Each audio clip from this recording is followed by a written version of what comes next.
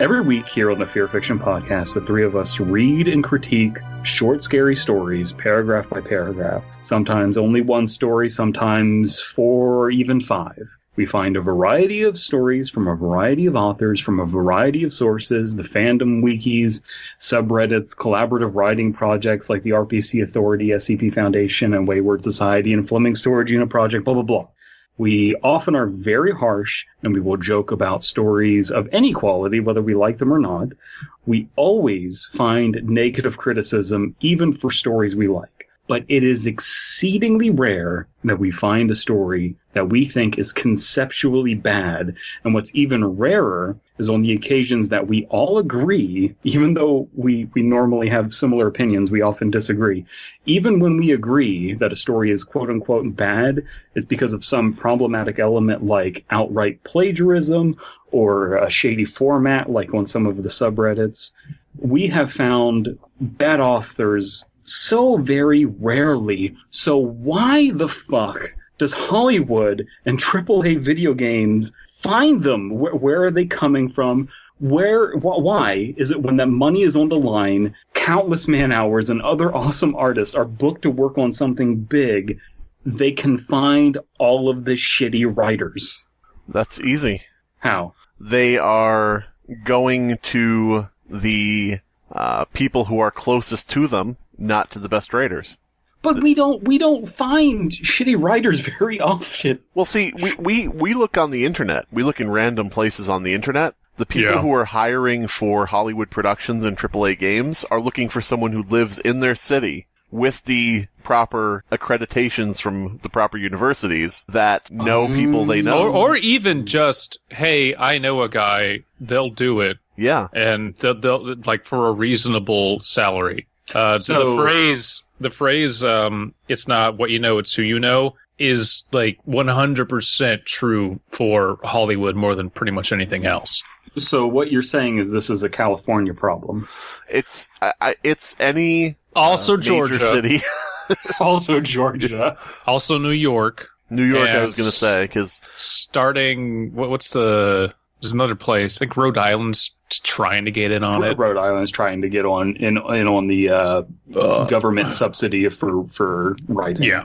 When I was a teenager, I sent materials out. Now, granted, this was a different time. The telephone had just been invented, shit 1855. Like that. Yeah, 1855.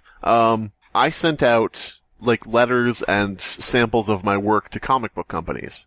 Mm. And one of the responses I got back, which at the time I was like, well, that's some bullshit. But looking back, it's like, I'm glad that they were honest with me and told me to stop, because they said we only hire locally. We only hire people in the New York City area who physically can come to our offices to write and to work. Look, local. That's the local. enemy of creativity. Run local.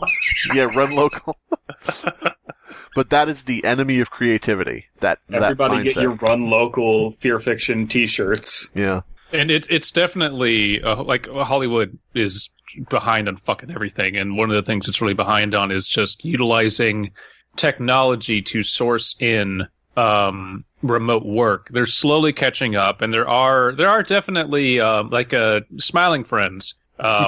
Zach wanted to bring all of his guest stars and his voice actors to the same place to record, but that's still better than, well, I would like to get Mike Stacklasa, but he's not here, so I'll just look locally. It's like, well, you deprived yourself of an opportunity there. So you can bring people in, but don't eschew reaching out to bring them in. A perfect example is Channel Zero. Yeah. A weird contortionist guy. Well, that's the thing, the person who wrote Channel Zero is like, we have the writer from Hannibal. We have the writer from this show Hannibal, which probably knew, he probably knew the people who were producing the show, and so on and so forth. And it's like, well, that's cool and everything, but that means your show is going to turn into Hannibal. It's going to be all about strange visuals and, gore visuals and, crazy bodies and, mangled things. They could have looked on, the interwebs. They could have looked throughout the world and hired somebody remotely that could have, been an expert at writing something that would have fit, perfectly with what Candle Cove is, and Butcher's Block, aka the Parks and Rec story. I would say 50% of people who know what creepypasta is could have written a better. Well, I've only seen the first episode of the second season, but could have written a better intro to No In-House. You know who could have written a better Channel Zero season 1 Candle Cove? Who? Chris fucking Straub. Yeah. I mean, for all the failings, it would have been a better one, and it would have been more true to the fucking vision of his own story. If it wasn't an entire season, right? Then yes. If it was a single episode, sure. But which they should have all been. They should have been yes. one episode per story anyway. If it was just like a 2-hour special on TV, it would have been excellent. That'd be great. Yeah. That's the problem. Like, Hollywood is not, when they do these projects, and this goes for AAA studios ostensibly as well, the goal is not, hey, let's adapt creepypasta to the screen, but have a creepypasta show. It's, let's take this idea that happens to be a creepypasta and put it into this box that we know that we can sell, and it is of a certain length, so it has enough ad time and checks all these boxes, because everything's a product if you're doing stuff professionally. That's not really my point, but there's a difference between I want to make something and I want to make a Hollywood show. I want to make something that is recognizable and formulaic enough that a wide enough net of audience will be caught in it. So, and creepypasta is a niche thing. It does not appeal to most people. So they will always be sacrificing creativity and straight adaptation for make sure this makes money and fits into a box, even if taking a risk would actually make them more money and actually get people interested in new stuff. So on that subject, I think you're talking about ticking boxes. Yeah. And recently, The Last of Us 2 came out, and obviously there's a big controversy around it and everything. Everyone hates it before they've even played it, and then there's a lot of people saying, well, you haven't played it, therefore you can't judge it, and all of this stuff, and it's review bombing and blah, blah, blah. Yeah. People have read what the plot is and saw the cutscenes and saw the stuff. They know. None of us on this have played The Last of Us. I'm sure we've seen very little of what the game is. Mm-hmm. And we've already decided we don't like it. And there's a reason for that. And I think it is that checking of boxes. I have two theories as to why this is happening, why we're finding all of these bad writers where money's involved. And Slime Beast, you bring up a good point about it's who you know and everything. I think that there is a character sheetification of we need to hit these boxes. Mm-hmm. And I think that when you look at something like Soldier 76 getting announced as being gay and everything, that isn't getting to the core of his character. And I think that that's what made people mad about it. Because, he's a person who has a bunch of regrets, and he's a person who had a bunch of ideals, and he collapsed on those. He's a very selfless person. He has all of these personality traits. And so when you, he's also gay. But he's also gay, though, because that's on his character sheet. He's this high, he weighs this much, he's from this country, no. He likes whiskey, and he's gay. Can I ask a question, though? That's the character sheet. That's the character sheet, but who is the actual person underneath the character sheet? Soldier 76 Overwatch character, for anybody who doesn't know, they have a ton of different skins, okay? Yes. Soldier 76 has his Slasher 76 skin, which turns him into a Jason Voorhees type character, different things like that. My question is, are all of his skin characters gay? If he's a serial killer, is he still the gay Soldier 76? If he's Cyborg Soldier 76, is he still the same character with the same lore? I think he's just a gay bot. If he's Slasher 76, then he's a psycho killer. Well, that's stigmatizing gay people, so right. He's not gay in that case. Speaking of stigmatizing gay people, talk about Last of Us 2. Jesus Christ. This trans character, spoilers, your favorite character. I unfortunately know nothing about Last of Us. So Unfortunately, no. No, you are very fortunate. For the auspices of this discussion, it's unfortunate because I would like to weigh in, but all I know is that people like the first one, and there's a lot of controversy around the second one. But Soldier 76, but I just wanted to say, how they started just adding on these personality aspects to characters way after their release just reminds me of fucking J.K. Rowling. Mm-hmm. Oh yeah, Dumbledore was gay.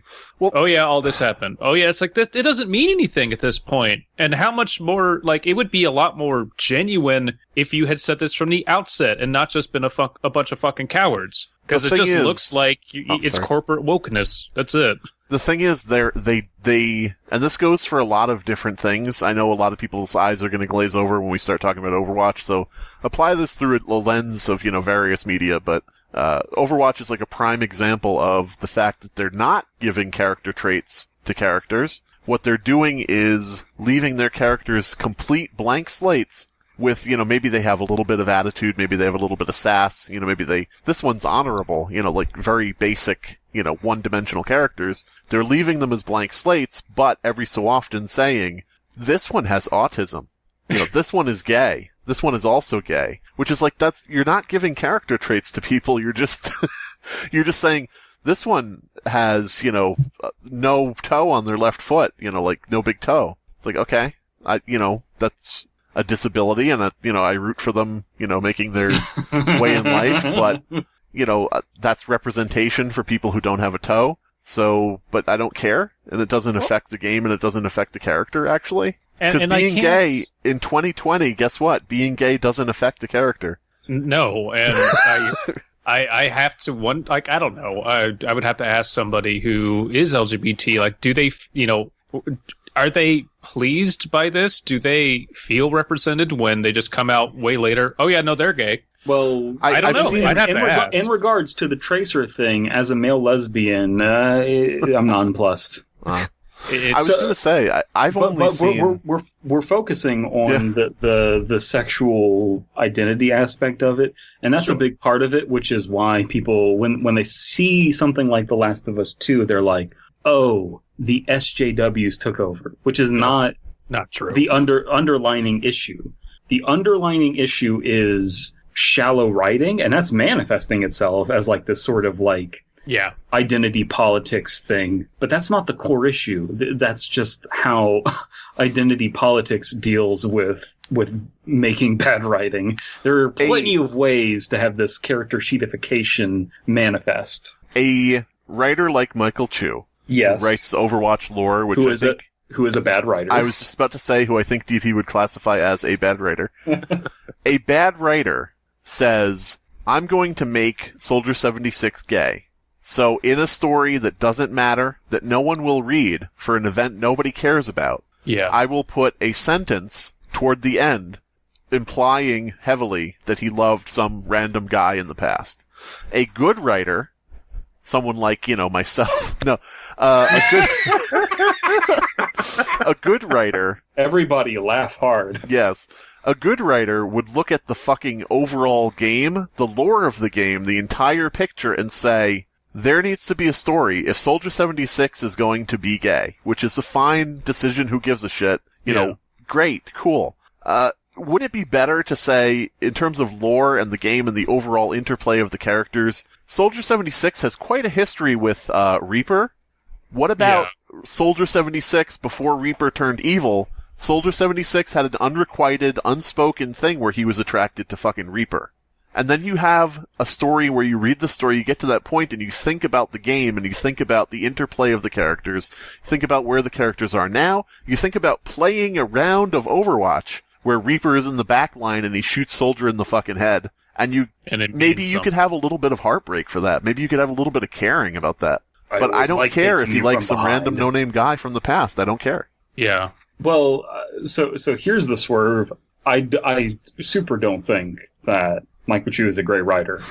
I picked this example because I think there are elements there where Michael Chu didn't do so bad, because in the story, specifically, he has a moment where it's like, here's this man I used to love, and then it's kind of specified that Reaper is looking over that family. because the man that he used to have this relationship with went off, married a woman, and now has a heteronormative life with 2 children, I think. And Reaper is like looking over them, so there's kind of like this tension of like, yeah, I hate Reaper and I'm trying to kill him and he's trying to kill me, but also he's looking over the family that I couldn't have. So it is kind of like playing into Soldier 76 being selfless. So there's like deeper stuff there, and I appreciate that.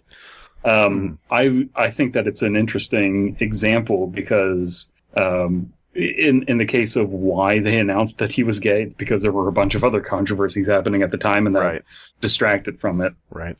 Do you think Reaper being shoehorned in there as like Reaper's watching over the family, do you think that it was originally going to be Reaper, but they said don't do that? Like Maybe. The executives? So that's the thing. I think that at every turn, people were telling Michael Chu no. They obviously told him no with his self-inserted character Genji, wanting to date. Michael Chu hopped out of the womb, and his first word, "Where are the white women at? Where are the white women at?"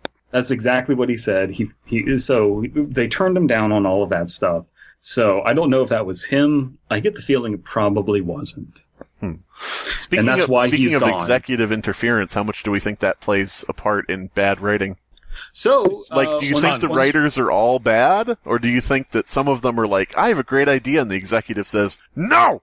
A lot. That brings us back to Last of Us 2, and Abysmia, I can explain to you what happened. Sure. A lot of people liked Last of Us 1. They liked the story where it's about taking this girl who might have the cure. She might have a cure. Taking her across the country to these people that have a lab to where they may be able to extract a cure out of her. That's the plot of the story. Right, and I Am Legend, everything else. Yes. Yeah.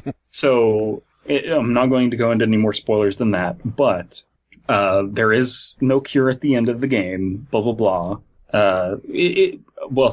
Spoilers, never mind. Fuck it, spoilers. I'm not going to play it, so I don't care. So if you don't want to hear spoilers, skip to this point in the video. The end. So, Last of Us 2, the original writer, a woman with a vagina, was fired. For having a vagina. And she wrote for having a vagina, very sexist. No.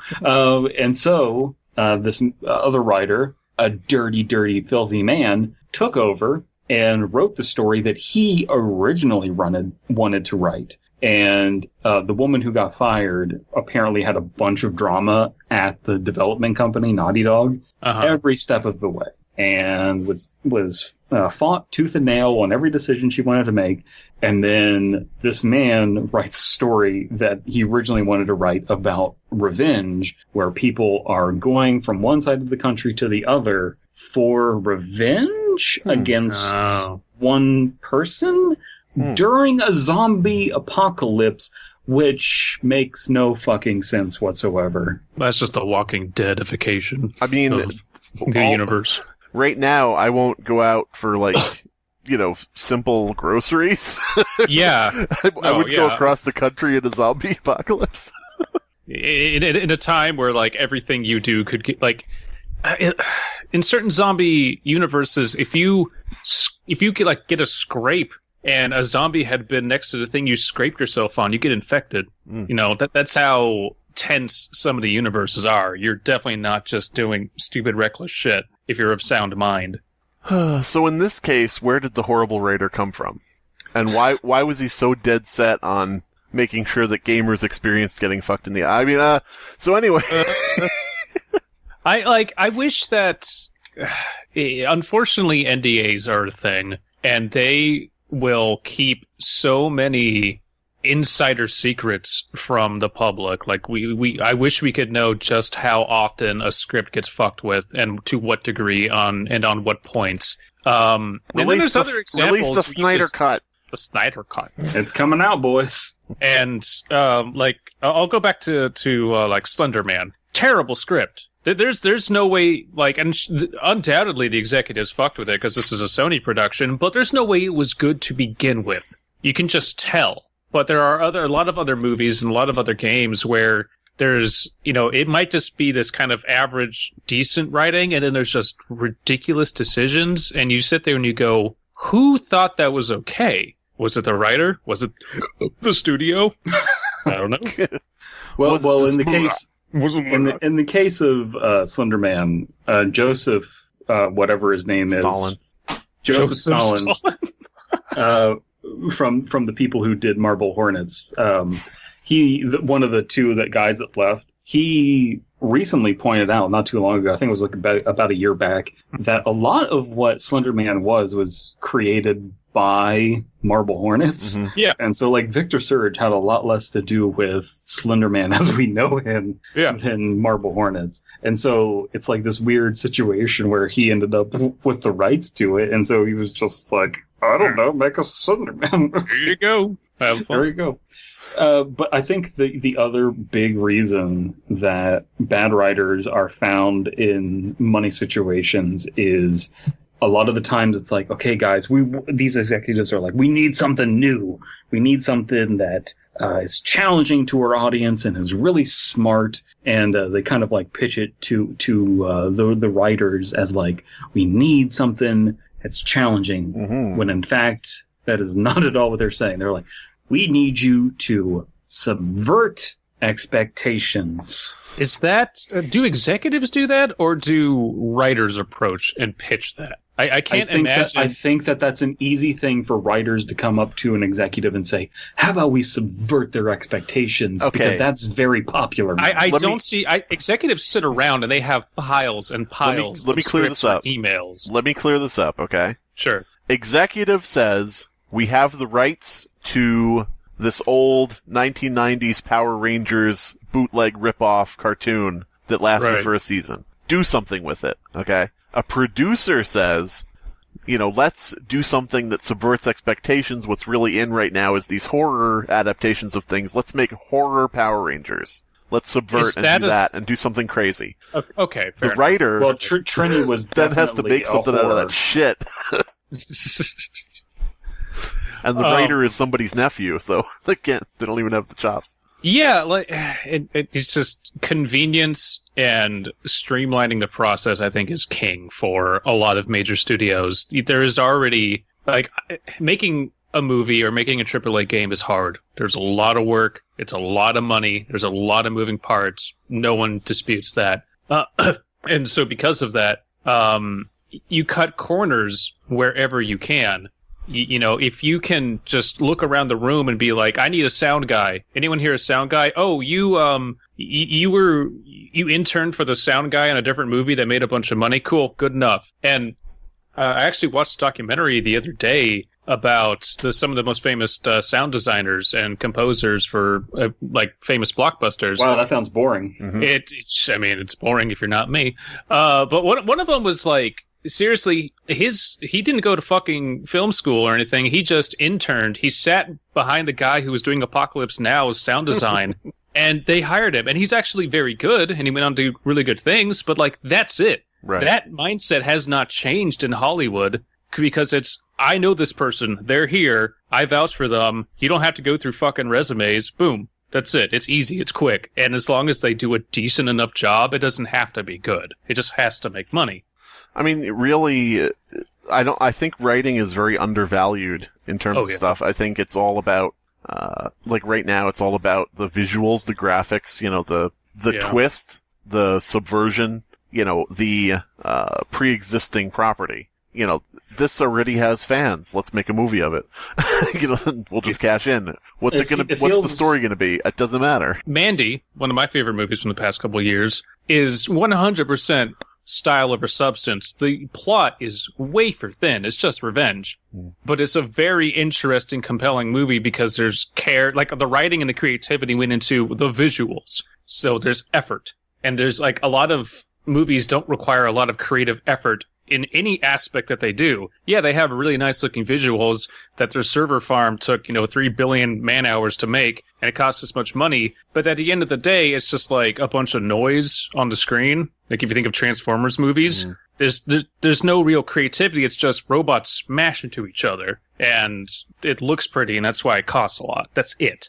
Yeah. It'd be very hard for someone who we would classify as a good writer to even if they had everything right, even if they were in the right location, they knew the right people, and they got assigned to a project, it then becomes a thing where they'll bring in somebody to rewrite what you did. They'll, do all sorts of different things that, is it possible to even have a good writer unless it's like a situation where the fix is in from the beginning for a good writer? Like, you think of, everybody loves The Dark Knight, the second Batman film, and that's Christopher Nolan coming in and, hiring his brother to write. Having him write the movies. And there's like one hit out of 3 movies, but even if you take that for what it is and you look at that as an example of that turning out well, it's because the fix was in from the beginning for somebody who was, going to write it the way it needed to be written, nobody's going to come in and rewrite the director's brother. Nobody's going to tell the director and the director's brother, you can't have Heath Ledger. Because they, the producers didn't, or the executives, I guess, I don't know who, didn't want Heath Ledger, but he was like, no, it's him.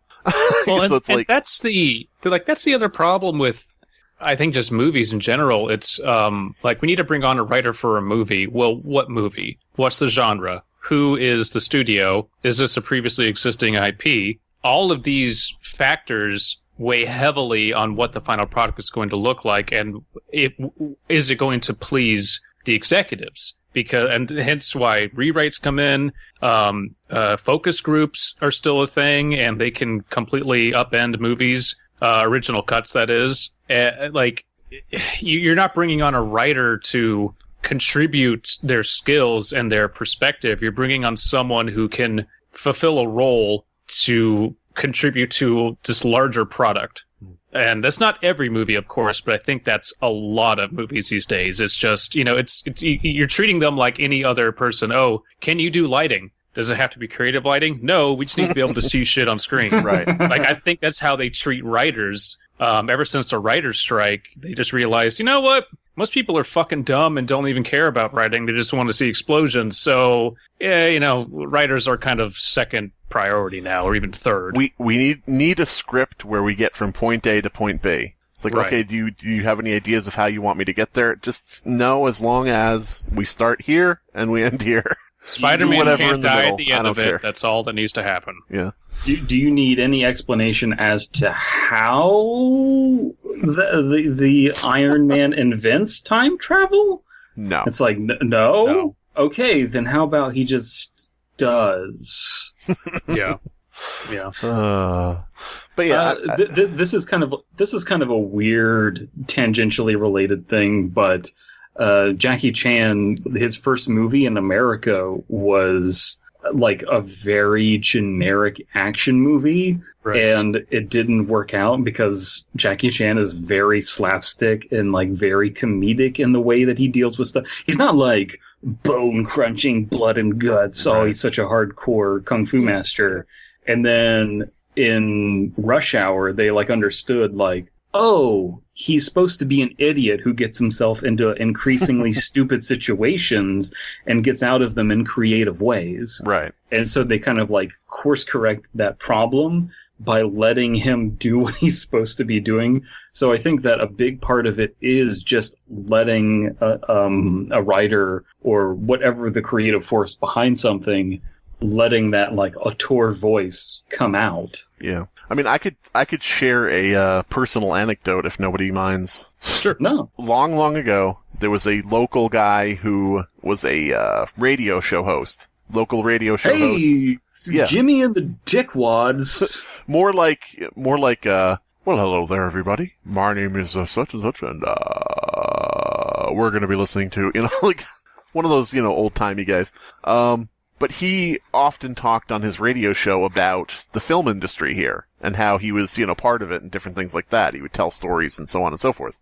So I, contacted this guy, cause back then, I was like, anything to get into working on something. And, there's a film industry here. Let me just contact some people who are part of it.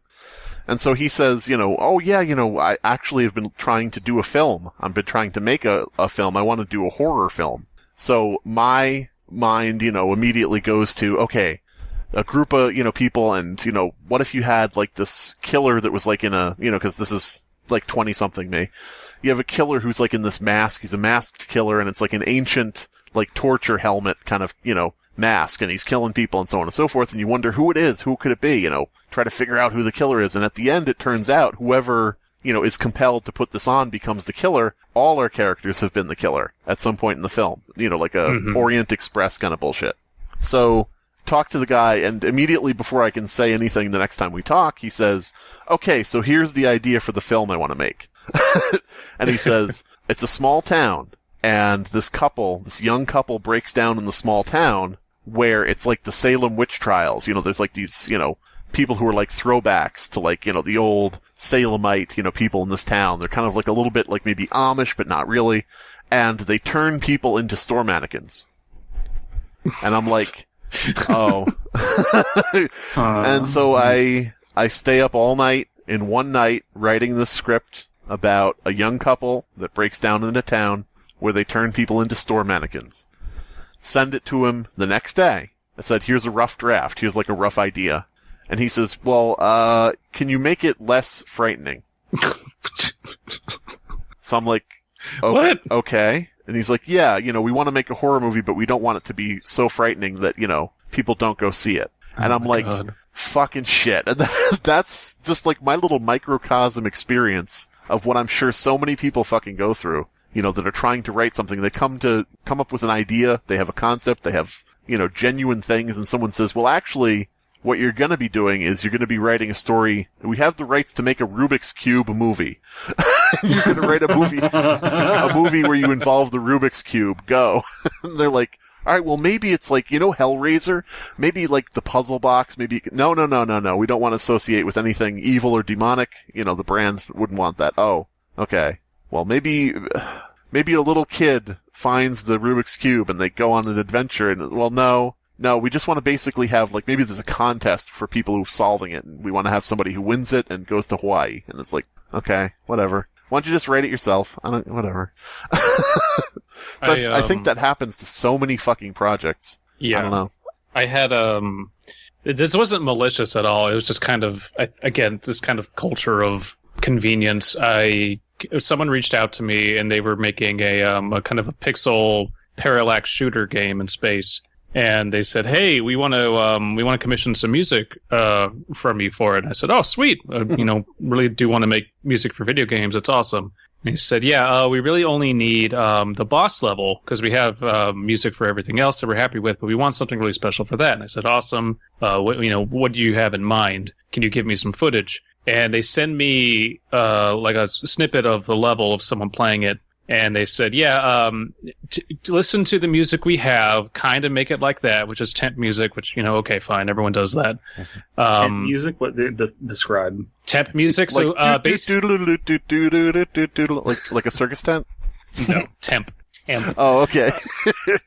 Temp music is when, basically, because editing software is so powerful now, when a studio is shooting a movie, they will just put in music, usually from other movies, into scenes just to have something there so they know what it looks like and they can kind of, just get their dailies out and show the executives, hey, this is how it's coming along. And then when they bring on composers kind of towards the end, they'll say, okay, we basically have a score. It's not ours, but we like how it sounds, so just make it sound like this. And that's why tons and tons and tons of movies all sound the same and they don't have any actual recognizable melody. And they're not memorable because they're all almost the same thing. Which is why I love Suicide Squad so much. Because they weren't afraid to say this exact song fits. Just fucking use it. Just part of the song. I get it. And that fucking that matches with the new 52 run of Suicide Squad. So I had no problem with that. But anyway, what music should we have come up when they're in the sewer tunnel and the lights go out and they're in darkness? I don't know. Darkness. All that I see around me. Play One by Metallica. That'll work.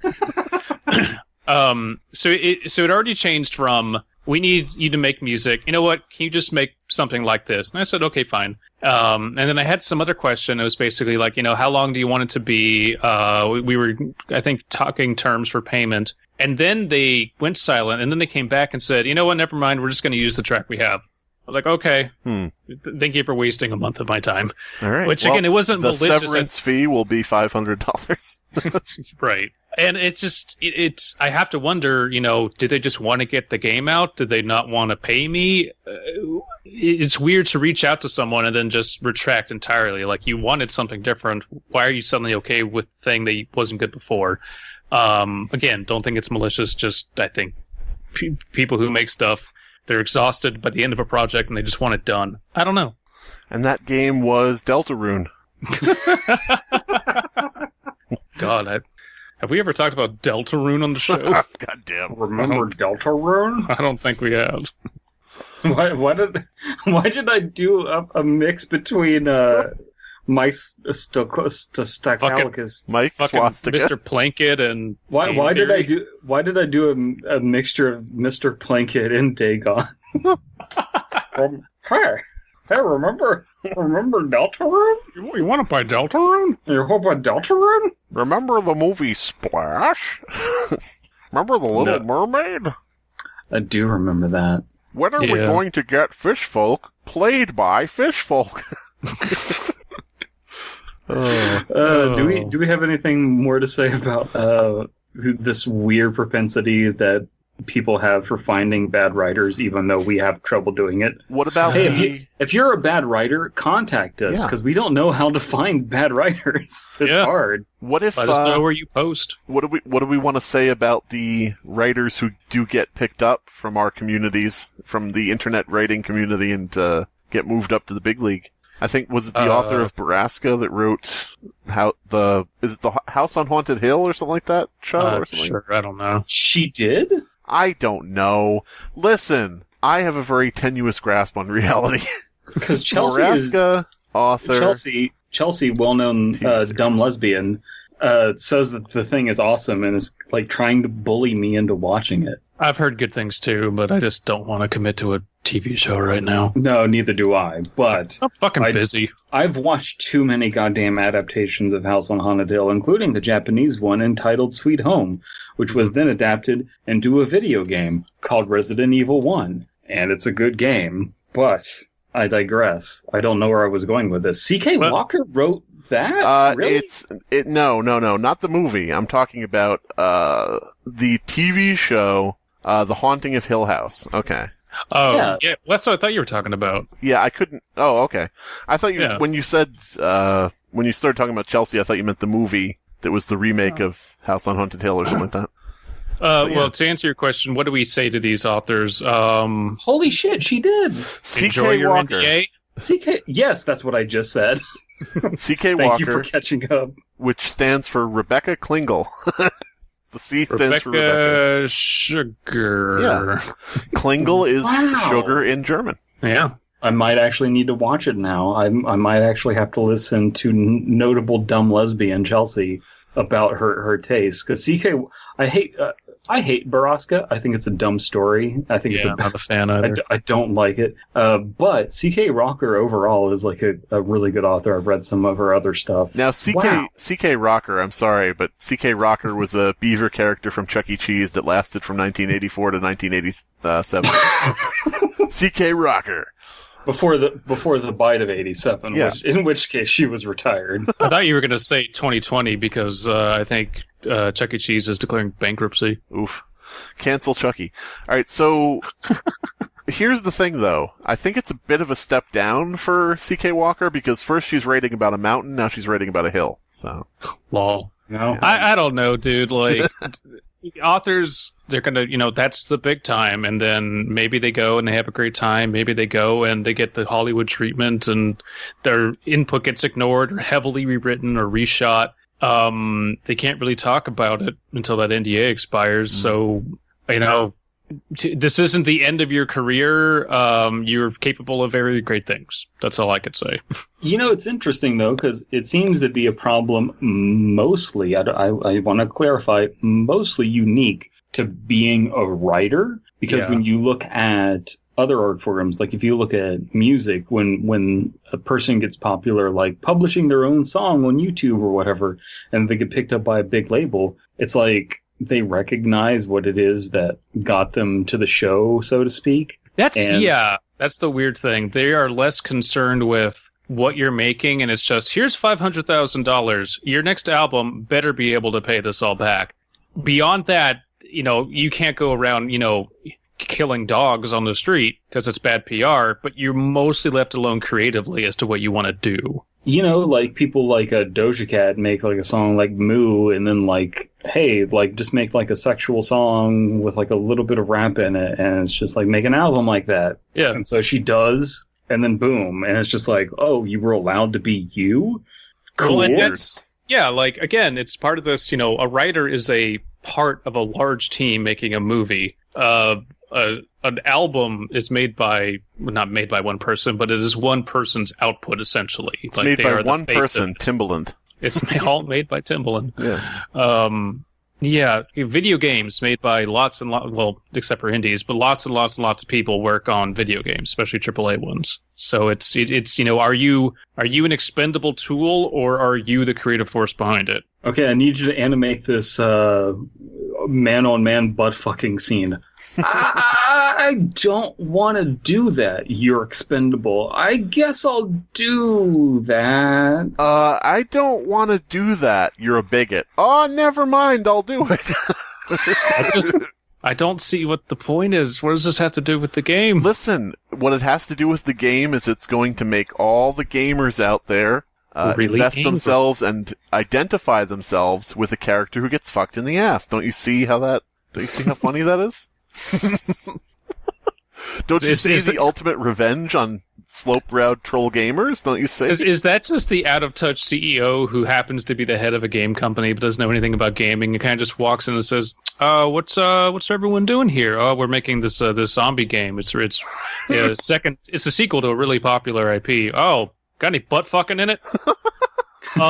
No, sir. Could you put some butt fucking in it? I don't think don't. Yes, sir. Of course we will do that. Anything for you." I don't think that people necessarily want butt fucking. Of course they do. Haven't you seen this LGBTQ thing? My son's a butt fucker, and I want him to buy the game. What is it, the game? Jesus Christ!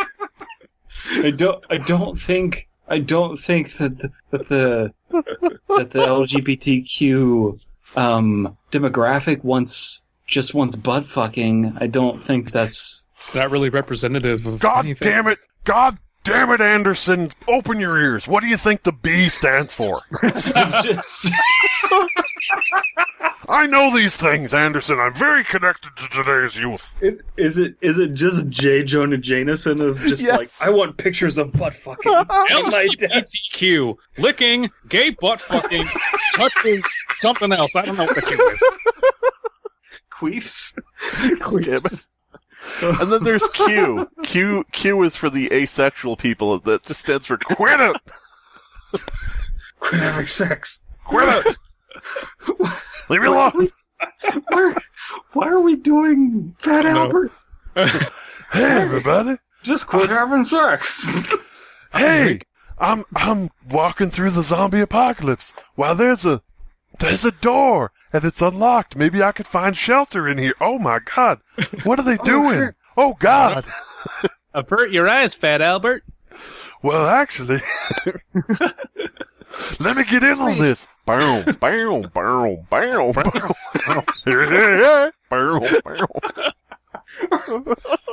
Okay, Tapestry Dave. Don't tell the zombies I'm here. I've sewed myself into a tapestry. I'm part of the wall now. They can't find me. They can't find me. I'm part of the wall. Oh, God. Well, okay, so when are we going to get a Simpsons zombie game? Like Simpsons Hit and Run, but zombies. No, please, just let the Simpsons die. Let the whole thing just end. No. What if there's a Simpsons zombie game, and then if you get infected, you turn actual skin colors instead of yellow? Ooh, creepy. Can we talk about the fact that Cleveland Brown from Family Guy is getting canceled, but Apu made it through the storm? No, he didn't. Didn't he? Are you sure? No. What happened? They're not putting Apu in the show ever again. Wait, really? Are you sure? Because the person who said that was somebody who wasn't affiliated with the show anymore. Way back. No. He's... I know the voice actor said he was willing to stop voicing him, but I didn't read that as the character's gone. No, yeah, he's gone. It's time to flush Apu. Yeah, which is unfortunate because Apu is a great character. But... Oh well, less representation. Whatever. You know what? It's way more important that we have the Simpsons. Bart needs to go to Korea to play League of Legends. Yeah. Okay, that's culture. That's culture. Okay. Speaking of bad writers, Oh God. That's all corporate shit too. That's the executives fucking telling them put League of Legends in it. And I honestly cannot imagine those Simpsons writers are given any leeway in what they need to write. So what's trending on Twitter right now? Oh, Britney Spears. Let's do a Britney Spears callback episode. Write that. It can't be anything other than that. No, you're completely wrong. It's not Britney Spears. Britney Spears? Britney Spears. It's Lady Gaga. The Lady Gaga, whatever. No, Lisa Goes Gaga is considered the worst episode of The Simpsons ever. Are we done talking about bad writers? Has Billie Eilish been on The Simpsons yet? Oh, probably next season. Merge! It's Billie Eilish. It's Billie Eilish. She's the bad guy. Hey, I hate the Eilish. Willie, no, that's the Irish. Get it? It's a joke. Simpsons 2020. My favorite bit is still when Wood Willie is just like, brothers and sisters hate each other, like the Irish and the Scots, and the Scots and the English, and the English and the Americans, and the Scots and the Scots, and the Irish and the Irish. Damn Scots, they ruined Scotland. Yeah, it's great. All right, well, I don't know. Old writing, new writing. Everybody sucks. Listen to the Fear Fiction podcast. Where we suck and everybody sucks. Where we write award-winning skits about Dagon. Yeah. If you contact me about wanting to make a movie, you have to buy something I already wrote. I'm not writing something for you because I know what you're gonna fucking do. Subscribe to FearFic on YouTube to stay up to date on new episodes.